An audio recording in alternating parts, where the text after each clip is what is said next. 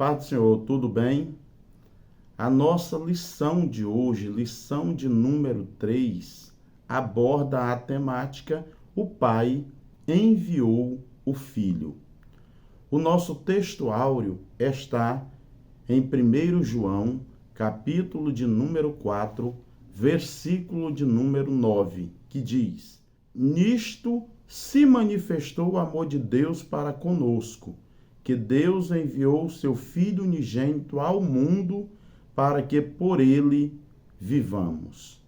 A maior prova de amor que alguém poderia oferecer pela raça humana foi feita por Deus, em oferecer o seu único Filho com um propósito, que nós tivéssemos vida.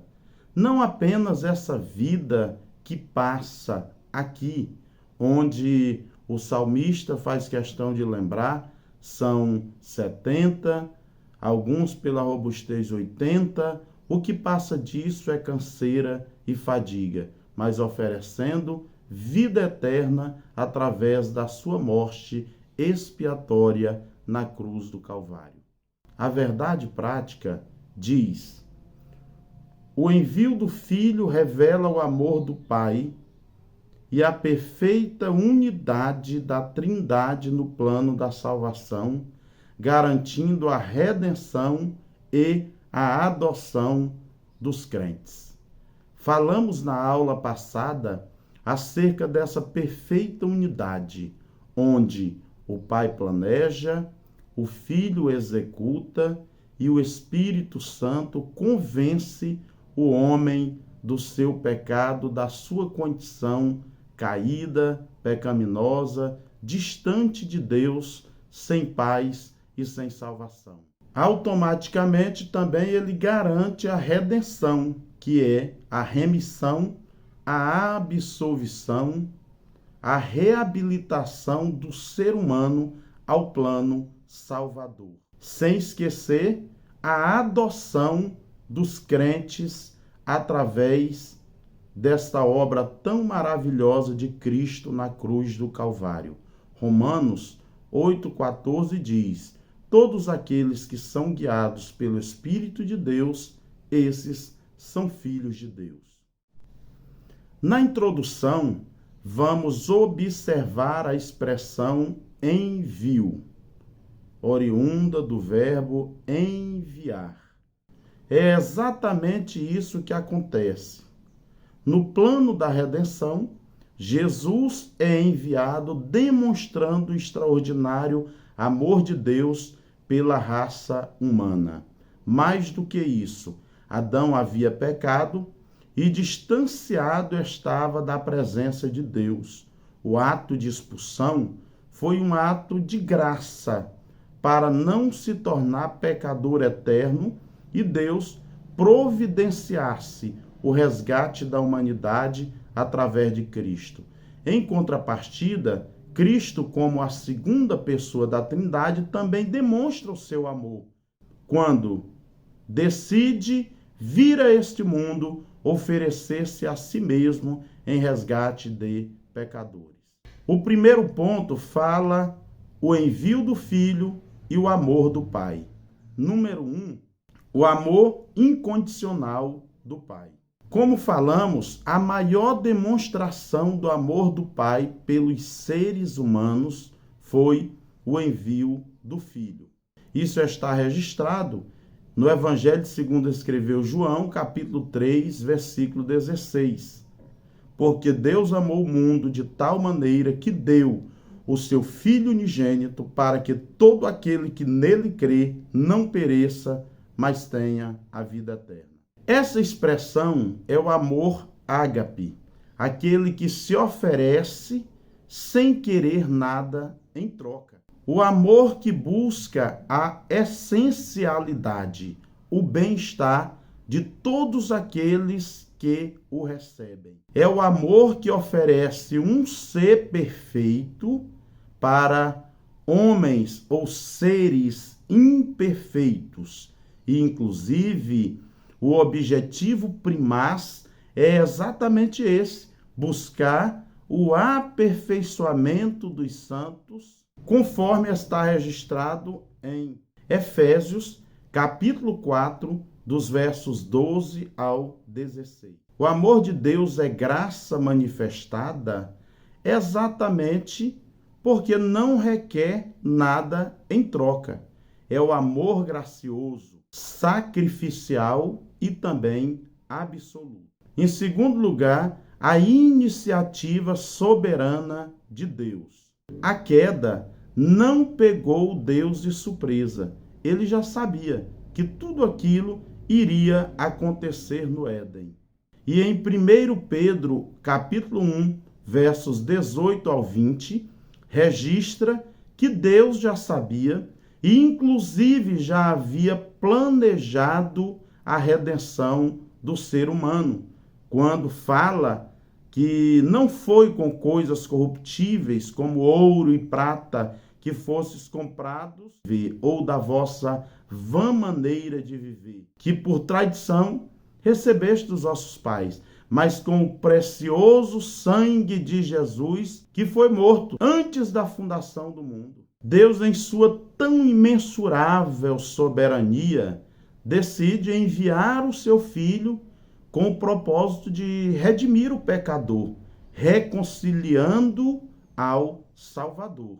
O plano de salvação, ele não parte do pecador para o Salvador, mas do Salvador para o pecador. Ao observar o homem caído, ele executa a sua misericórdia e compaixão pelos perdidos. Inclusive, na sua missão, ele diz: eu vim para os doentes. Em terceiro lugar, o envio do Filho e a Trindade. A missão do Filho é descrita como enviar, e isso mostra o presente gracioso de Deus para com os homens, enviando o seu Filho unigênito. Essa questão do envio não está atrelada à hierarquia da Trindade. Cada um tem o seu papel, com o mesmo valor. O do Filho é oferecer a redenção através de todo o plano sacrificial. O Pai tem o seu papel, o Santo Espírito também, e isso mostra a unidade e a harmonia de ambos para redimir o pecador. O tópico 2 fala acerca do Filho e a plenitude dos tempos. Em primeiro lugar, a preparação histórica e religiosa. O envio do Filho não foi um improviso, foi um desígnio eterno ao qual Pedro registra na sua primeira carta, capítulo 1, versos 18 ao 20. A vinda do Filho se deu em um tempo determinado pelo próprio Pai. Na hora oportuna, o plano é executado, colocado em prática. Deus preparou todo o cenário para a vinda do Salvador. No plano religioso, observamos, apesar dos líderes judeus rejeitarem, havia uma expectativa para a chegada do Messias. E isso sinaliza que Deus havia preparado o cenário para a chegada do Salvador. Em segundo lugar, o Filho nascido sob a lei. Gálatas, capítulo 4, versículo 4, parte B, diz que ele é nascido de mulher sob a lei. Essa questão aponta que ele verdadeiramente assumiu a nossa natureza humana, feito como homens, se encarnou e experimentou todas as fraquezas humanas, fadigas do cotidiano, mas não pecou. Isaías 7,14 diz: a virgem conceberá e dará à luz a um filho, mostrando a vinda soberana do Filho de Deus ao mundo. Jesus cumpriu toda a lei mosaica. Mateus capítulo 5, verso 17, registra essa verdade. Ele foi o único homem a cumprir verdadeiramente toda a lei sem transgredir nenhum dos seus mandamentos. Ele é santo. Terceiro lugar, adoção de filhos. Através da obra do Espírito Santo, a adoção é aplicada por intermédio da cruz, por intermédio de Cristo. Somos agora adotados como filhos de Deus. Gálatas, capítulo de número 4, no versículo de número 5, a Bíblia Sagrada diz que agora somos filhos adotados. E isso nos dá o direito de clamar, Abba, Pai. Fomos adotados por Ele, através da morte do seu Filho Jesus e através da atuação do Santo Espírito. Isso mostra-nos, mais uma vez, a Trindade trabalhando juntos com o propósito de nos reconciliar com Deus. Em terceiro lugar, a Trindade no plano de salvação. Em primeiro, a vontade do Pai realizada pelo Filho. João capítulo 6, verso 38 diz que eu não vim fazer a minha vontade, palavras de Jesus, mas a vontade daquele que me enviou. E qual era a vontade do Pai? Que ele arrebanhasse a todos, com o propósito que nenhum viesse se perder. A obediência de Jesus ao propósito estabelecido é tão maravilhosa e isso revela a sua submissão ao Pai na obra redentora. Porém, não podemos nos esquecer que a entrega foi voluntária. Por amor à minha e à sua vida, Cristo desceu a este mundo para cumprir os desígnios do Pai com o propósito de salvar a minha alma e também a sua alma. Segundo lugar, a mediação exclusiva do Filho. O Filho é o único caminho que leva o homem ao Pai, a Deus, ao céu. João 14, verso 6 diz: eu sou o caminho, a verdade e a vida, e ninguém vem ao Pai a não ser por mim.